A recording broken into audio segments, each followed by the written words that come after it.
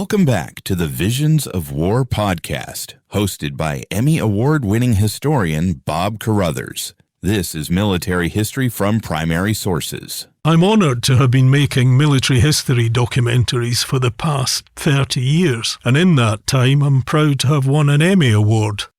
But more importantly, I've also discovered and shared some great primary source material concerning the history of warfare. My Visions of War podcast is brought to you by Combat War Channel. Combat War Channel is the home of a huge array of informative documentaries covering every aspect of military history. You'll find Combat War Channel wherever you get my podcasts, so please be sure to check out Combat War Channel. I'm sure you won't be disappointed. For this episode, we're going to explore the life and times of Heinrich Himmler and the occult roots of the Third Reich. Himmler was the creator of the infamous Gestapo, the Waffen-SS, and the concentration camp network. Perhaps the strangest individual of all of the Nazi crew. Himmler was inspired by mystic visions, runes, horoscopes, and a longing for a heroic German past.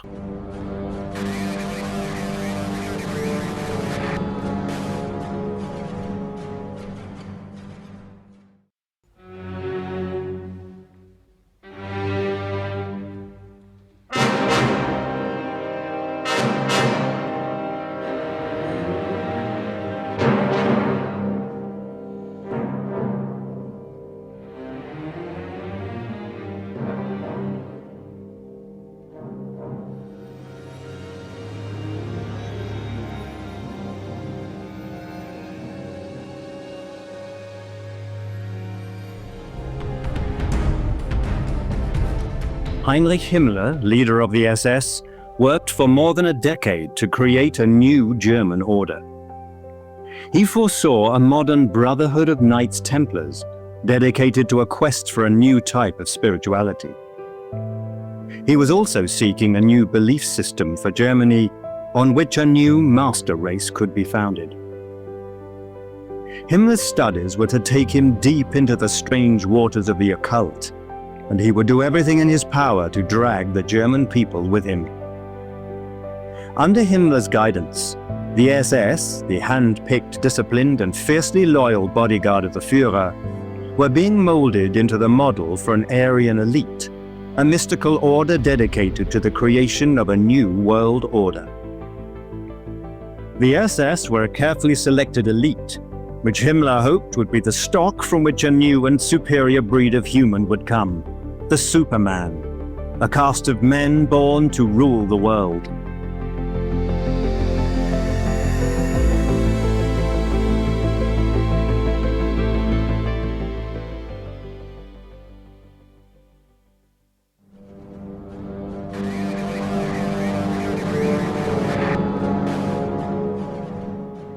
This is the castle at Wewelsburg.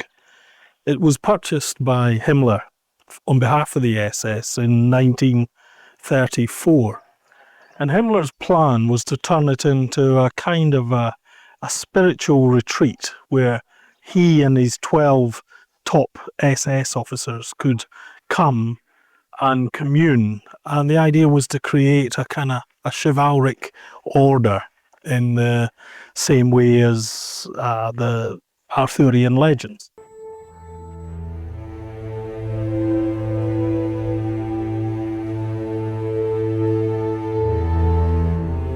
Behind me here in the North Tower, which is the place where they planned to create a crypt. But inside here you'll find two very interesting rooms which really illustrate the lunacy not just of Karl Maria Willigut, who was Himmler's guru, but also the whole of the National Socialist movement, because in this area there are two rooms, one of which is a crypt, which was intended to be the heart of the National Socialist, and the other is a meeting room where Himmler and his top 12 SS officers intended to come and create a kind of pseudo-Arthurian setup. They were standing here in the courtyard of the castle at Wewelsburg.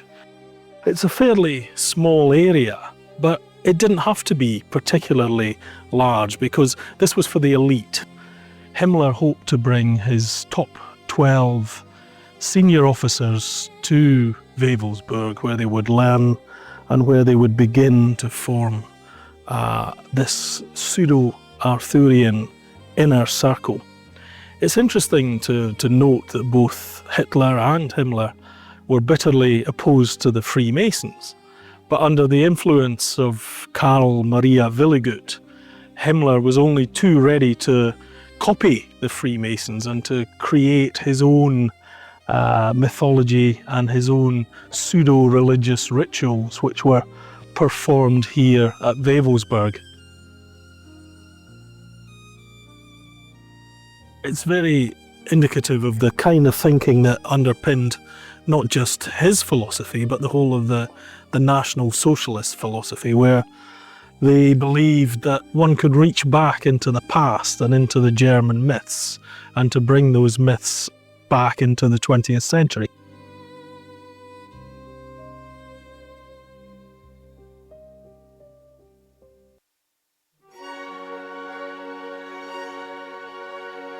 The origins of the SS did not begin with the personal visions of Himmler or his Führer. The roots of the SS went deeper even than those of National Socialism itself.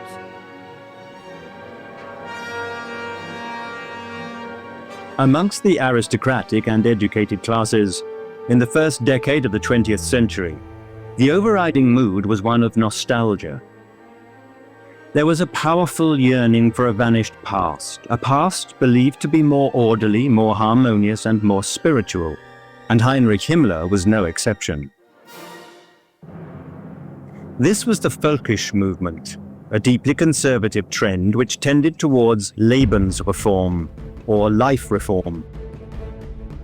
The Völkisch movement yearned for the restoration of a more natural way of living. Tens of thousands of German youth joined the Wandervögel, the birds of passage. Its members shared a mystical love of the German countryside and revered German folklore and rituals. Deutsche Jugend, tretet ein in die Reihen der Zukunft unseres Vaterlandes, werdet Teil einer großen Bewegung, die Körper, Geist und Treue zur Nation stärkt und ehrt. German youth, step into the ranks of our fatherland's future, become part of a great movement that strengthens and honors the body, mind, and loyalty to the nation.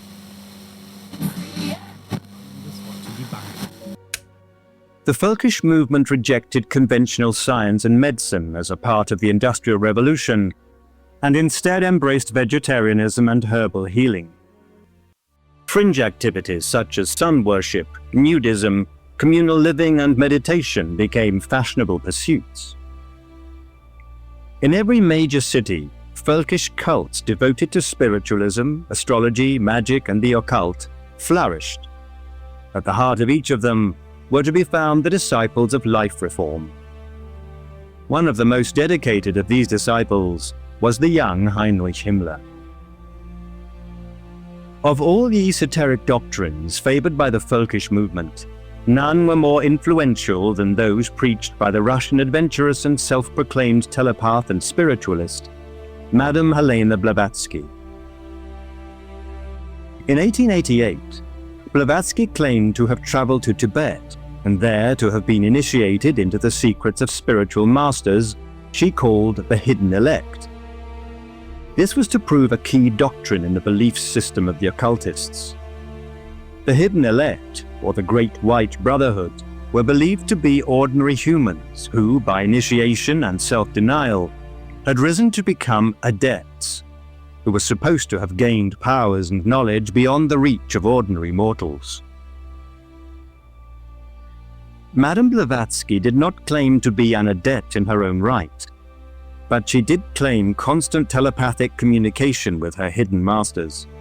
Blavatsky claimed they had revealed to her, their chosen one, the occult history of the human race. Blavatsky's claims spread far and wide. In Britain, Aleister Crowley, a magician of the Hermetic Order of the Golden Dawn, claimed in 1909 to have crossed the abyss and returned as an adept. According to Madame Blavatsky, each round of the cosmic cycle has associated with it 7 root races. The first root race to evolve on Earth she called the astral race. It was a race of pure spirit, the highest form of existence. The second she called the Hyperborean race. Its home was a now vanished continent in the Northern Ocean. The third race was the Lemurians. Blavatsky was clear about the reasons for the fall of the Lemurian race. It had interbred with animals. The fourth race in the history revealed to Blavatsky is Atlantis. The Atlanteans possessed psychic powers and had constructed giant cities using an energy source of mysterious origins. The Atlanteans were destroyed in a great flood. The fifth root race Blavatsky sees as the race of hope, the race that had once founded the culture of ancient Greece and would soon return man to the pinnacle of spirituality. This race she called the Aryans. By 1914, Blavatsky's mystical doctrine of the destiny of Aryan man had spread throughout Germany and Austria. It was widely embraced by the Völkisch fringe, and both Heinrich Himmler and Adolf Hitler were caught in its spell. Himmler was particularly susceptible to occult practices, and believed in psychic and paranormal phenomena including reincarnation, spiritualism, and astrology. Himmler genuinely believed in the prophetic powers of horoscopes, and relied upon his own horoscope, which he cast frequently. One event that Himmler did not foresee was the outbreak of the Great War.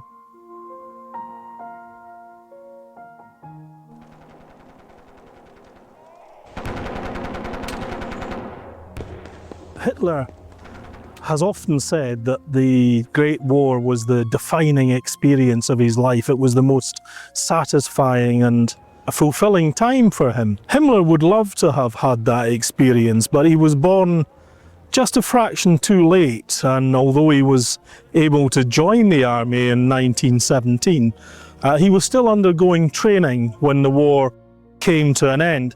So Himmler lacked that one piece of shared experience that so many members of the Nazi Party had, and that they'd been in the Great War and experienced conflict at first hand.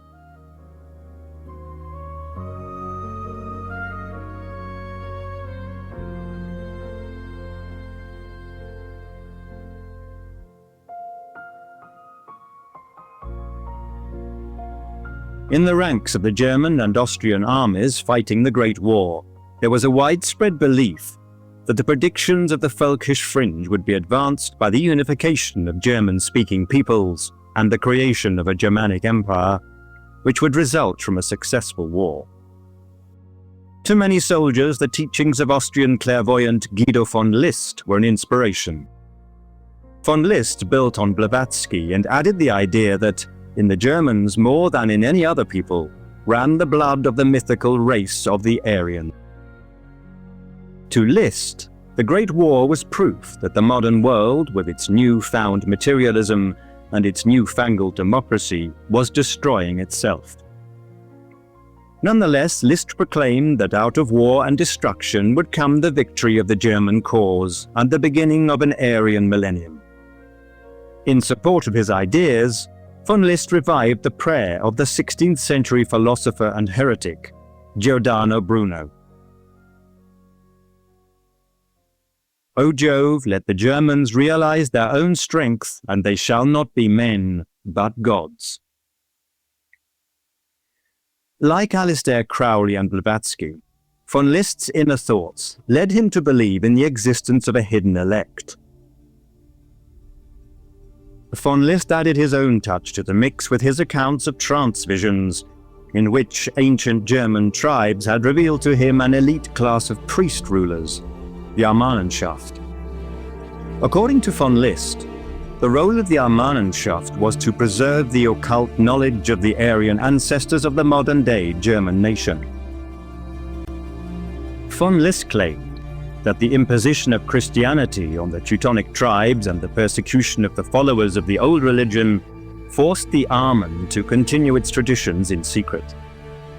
Their law had lived on, and the rituals and symbols of a network of secret societies. The store of knowledge had been preserved down the centuries by the Freemasons, Rosicrucians, and chivalrous orders such as the Knights Templar. So great was von Liszt's influence among German and German-Austrian nationalists that in the pre-war years, many army officers had joined the secret occultist organization inspired by his teachings. The Germanenschaft, or German Order, founded in May 1912, had lodges in 10 German cities. The government of the order was led by a secret 12-man council of initiates. The future German Empire would, according to Liszt, be governed by a similar council of initiates, a new Armanenschaft. Heinrich Himmler bought into all of Liszt's visions, and he would ensure that in the design of the future SS, Liszt's Armanist assembly would not be forgotten. One day soon, Himmler was to deliver a new spiritual home for the SS.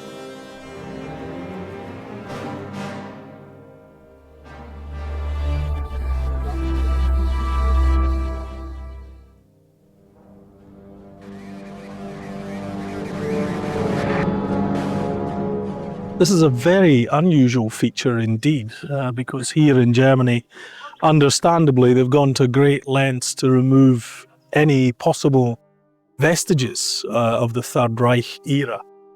But above the small sentry post here, there is a stone plaque which was added in the 30s. And you can see the unmistakable outline of the two SS runes, which were the symbol of the SS. It's very unusual to find any remaining traces, but without doubt, there they were, and there they are today, which is quite remarkable, really.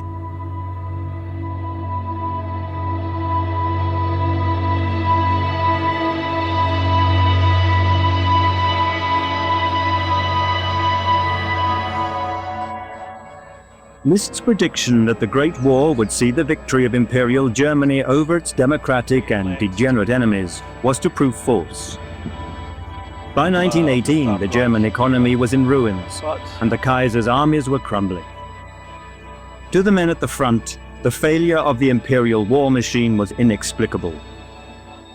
Early in 1918, Germany had won several major battles, and in 1917, the Russian enemy had totally collapsed.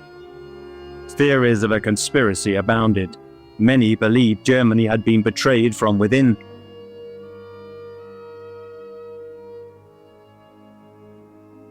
The blame was placed squarely on the shoulders of the traditional targets of the German nationalist movements: capitalists, Democrats, and Jews.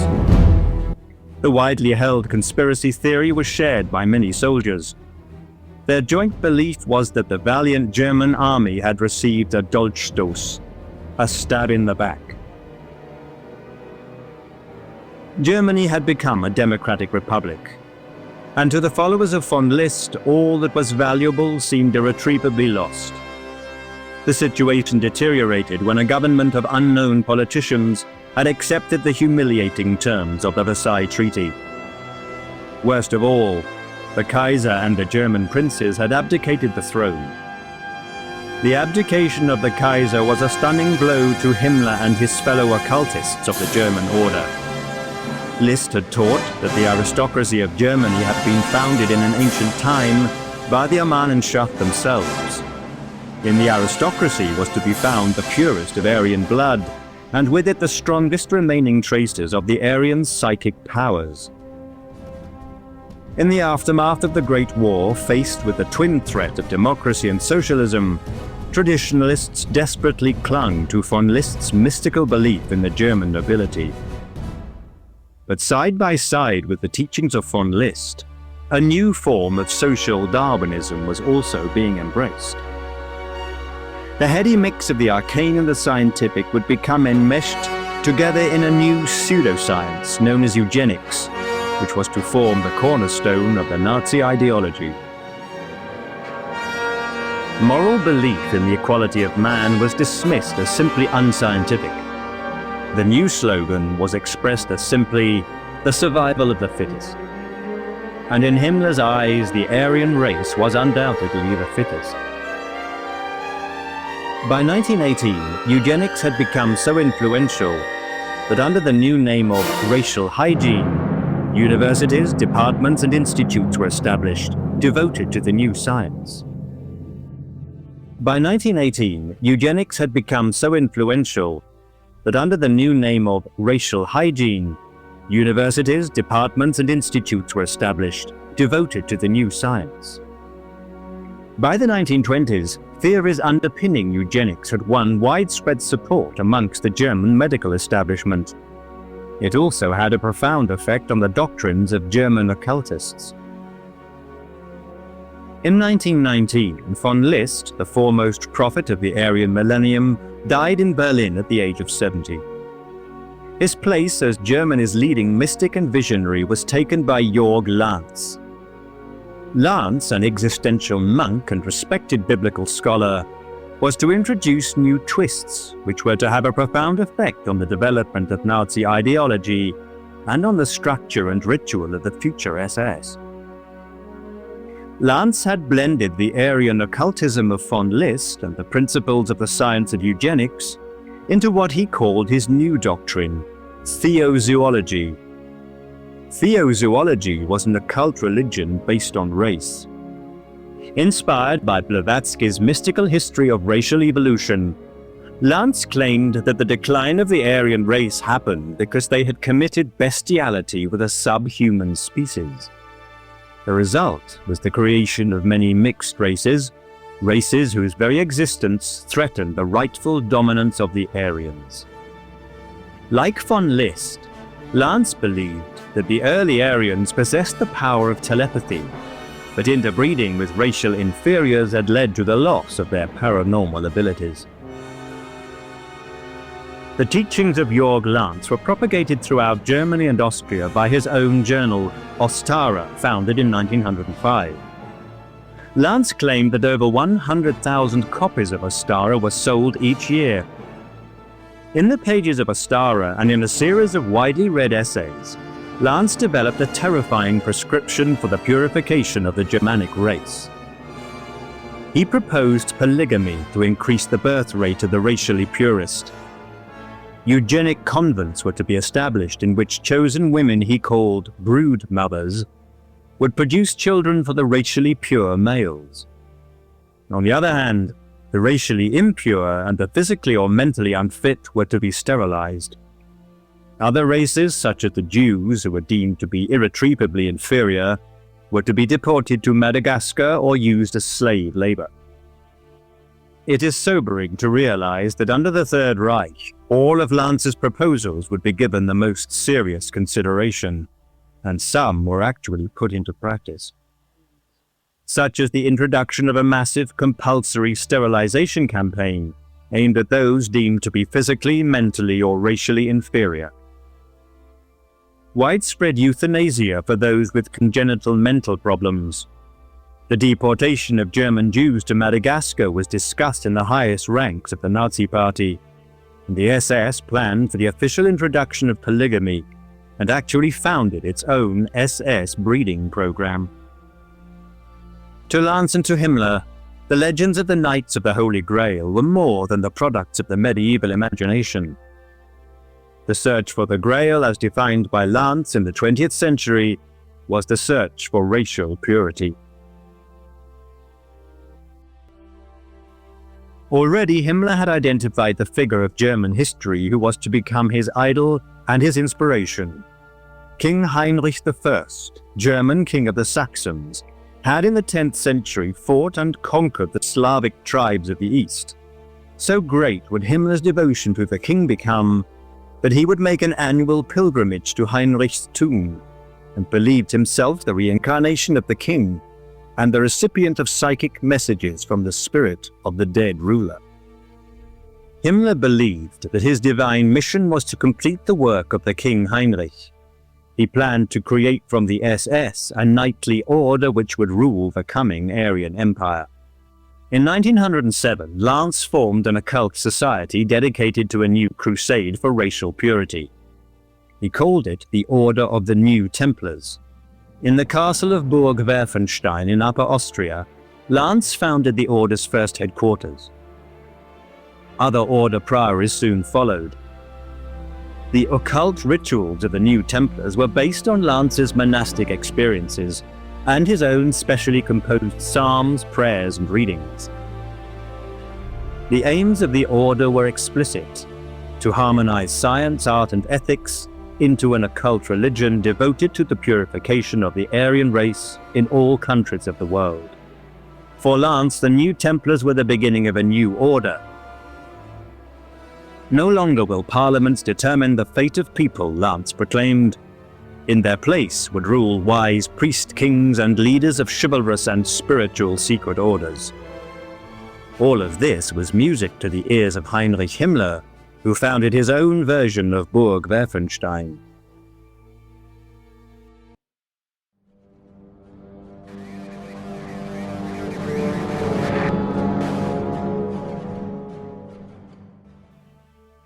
We'll come here to Dachau, which is the very heart of darkness. This is the place which is really very much the brainchild of Heinrich Himmler.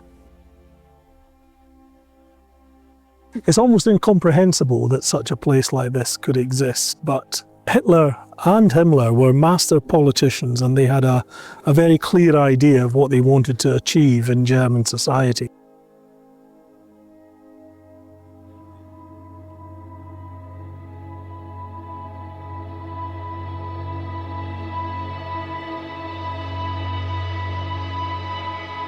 The transformation of the SS from the elite guard of the Führer to the mystical order it eventually became was essentially the work of Heinrich Himmler. Himmler was appointed head of the SS in January 1929. The most enigmatic of all Nazi leaders, Himmler was an absolutely devoted follower of the Aryan occultism of Blavatsky, von Liszt, and Lance. He too dreamt of a Germanic empire ruled by an Aryan elite.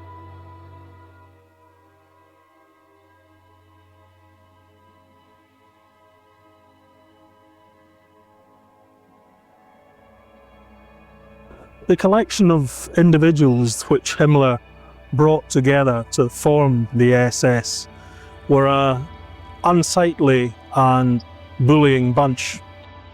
The one exception to the rule appeared to be Reinhard Heydrich. Heydrich became Himmler's dedicated and loyal subordinate, and he was an extremely capable individual who again was a skillful and very Machiavellian politician. And between Heydrich and Himmler, they formed a very formidable team indeed.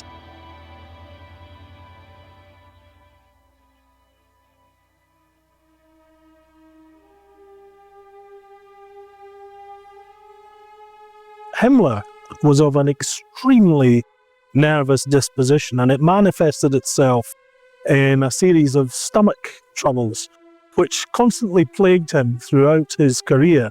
Any time where he got nervous or there was tension, his stomach troubles would surface, and often Himmler would be forced to take to his bed in extreme agony.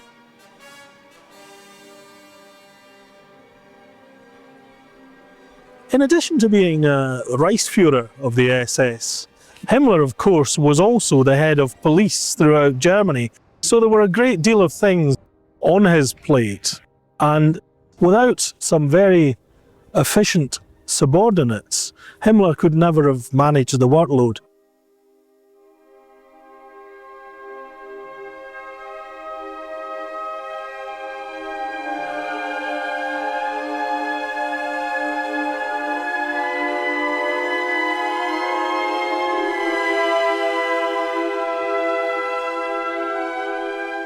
From a young age, Himmler had been an eager convert to the folkish concept of life reform. The land, he believed, was the origin of all that is good, and that cities were the source of all that is unhealthy, corrupt, and immoral. The yeoman on his own acre, wrote Himmler, is the background of the German people's strength and character. Himmler had long been associated with the Ottoman League, a nationalist and anti-Slavic movement of city youth committed to life on the land and the expansion of German farming into the east. The oath to the Ottoman League was sworn by blood and soil. In the Ottoman League, Himmler met the man who was to transform the oath by blood and soil into a central doctrine of the SS. To Walter Darrer, an ex-official in the Prussian Ministry of Agriculture, the relationship between German blood and German soil was a source of mystical power. For men like Himmler and Darrer, questions of agriculture were not questions of economics, but of race and destiny. Heinrich Himmler was now free to put into effect the next phase of his plan for the SS, the creation of a mystical order of Teutonic Knights, an order which was to dominate the coming Aryan millennium.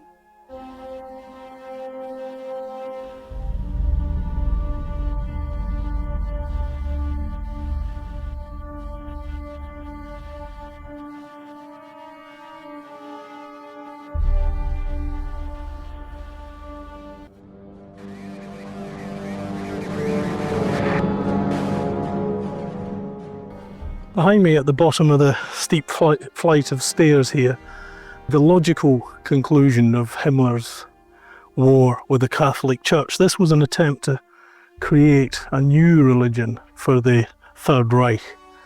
And it's quite a bizarre undertaking when you consider what was actually supposed to happen here.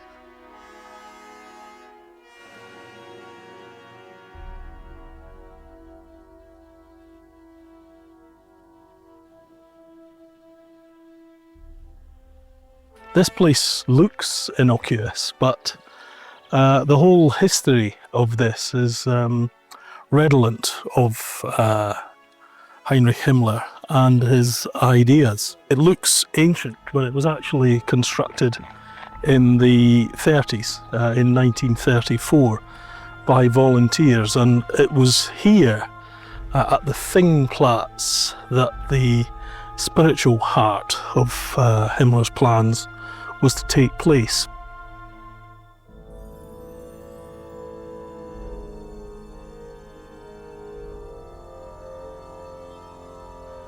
Himmler and Karl Maria Willigut were bitter opponents of the Catholic Church, and this was the beginning of their own attempt to create a religion which would rival the church they despised so much.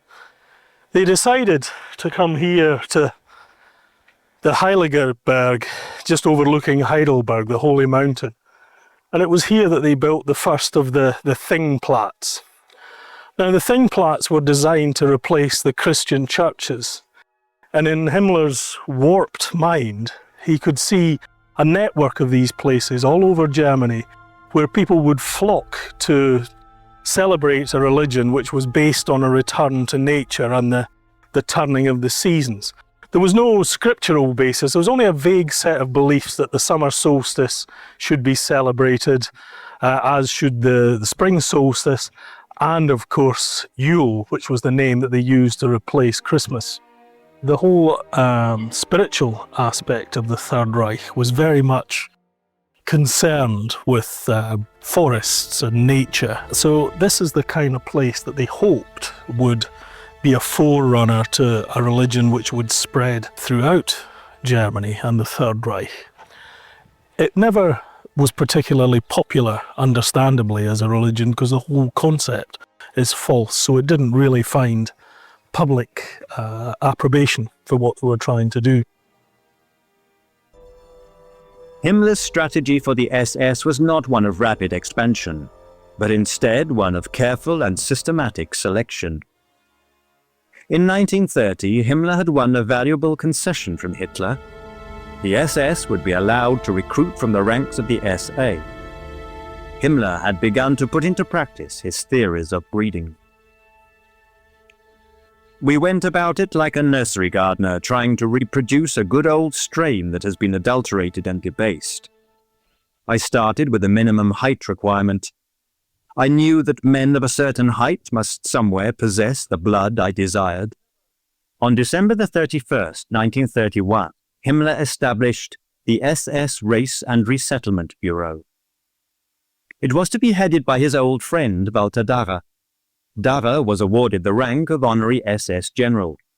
The task of the Race and Resettlement Bureau was to prepare for the future colonization of the East by pure-blooded Germans. It was also instructed to conduct research into racial ancestry, biological selection, and the history of the Aryans. Its staff of leading academics and medical men were ordered by Himmler to create stricter requirements for SS entry.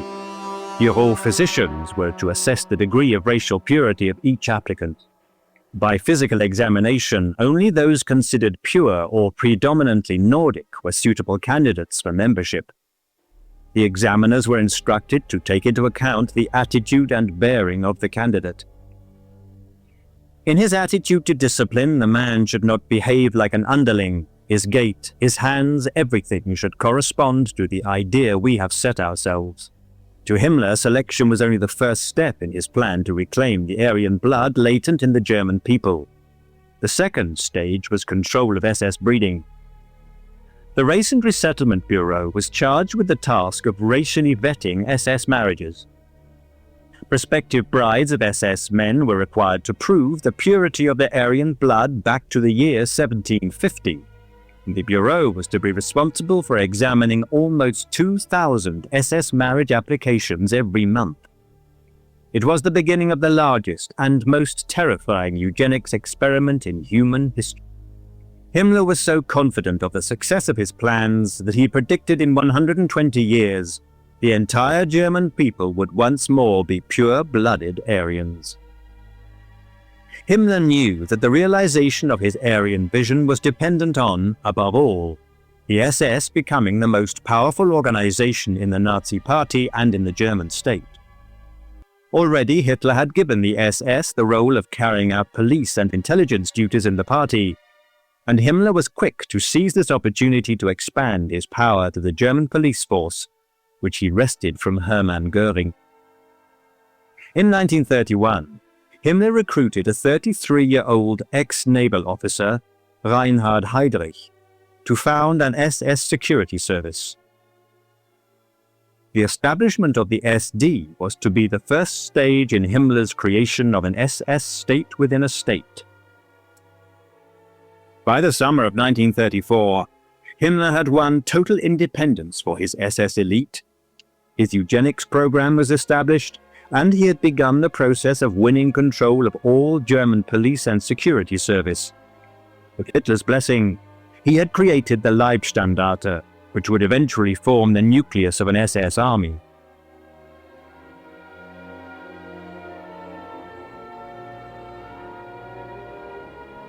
Under Himmler, the Waffen-SS was expanded rapidly.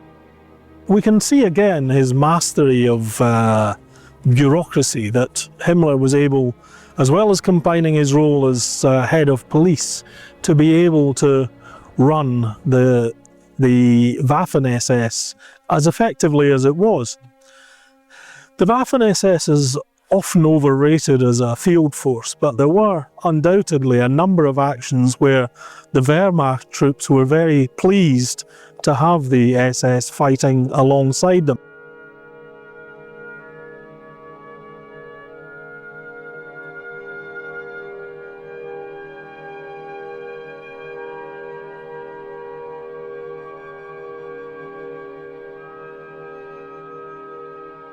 A number of Waffen-SS formations fought very well indeed in the field, particularly in the Normandy campaign and in Russia. But there were also examples of unrivaled brutality. The Das Reich division disgraced themselves in France, as did the Totenkopf division. So it's often overrated as a military force, the Waffen-SS. Its successes were relatively few in number, and ultimately there was nothing they could do to stave off the military defeat. Of all the prophecies made by Lanz, one would become Himmler's obsession. On astrological grounds, Lanz foretold the invasion of Europe from the east. Himmler had come to believe that it was the destiny of the SS to repel the coming assault.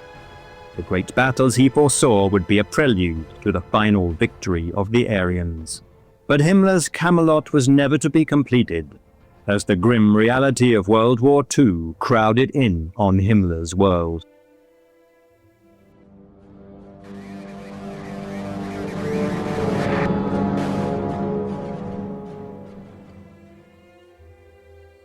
This is the Palace of Justice here in Nuremberg.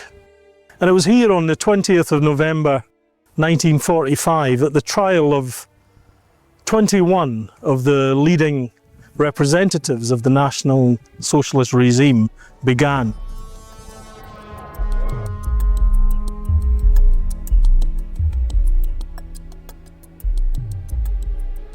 It took place in courtroom number 600, which is in the building behind me.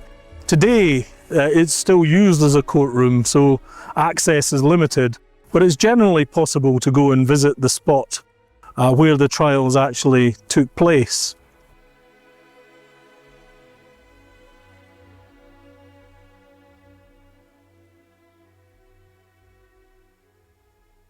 Among the distinguished visitors, Vyshinsky, Deputy Foreign Minister of the USSR, and Golshadin, Soviet Prosecutor General.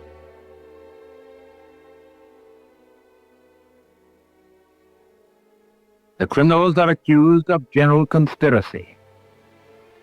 This is courtroom 600. This is where the Nuremberg trials took place. The 21 most senior Nazis were brought here to face the music.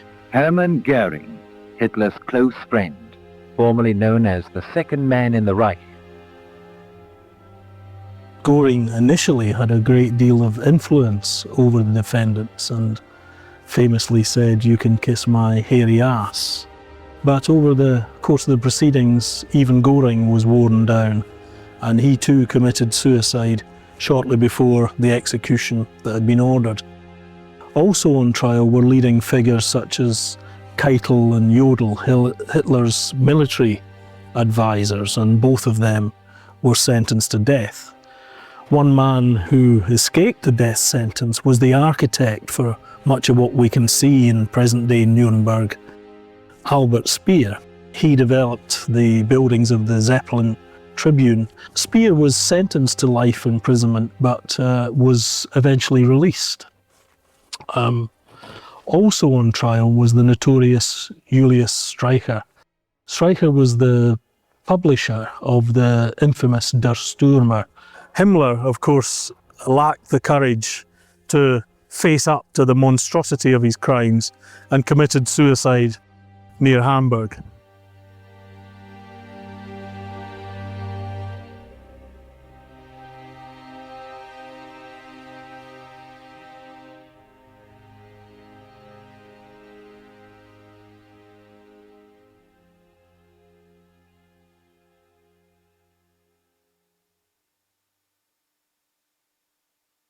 That concludes this episode in our Visions of War podcast series. Thank you for joining us. If you enjoyed this episode, there are many more to be found wherever you get your podcasts. Please be sure to join Bob Carruthers and the Visions of War team for the next episode in this expanding series.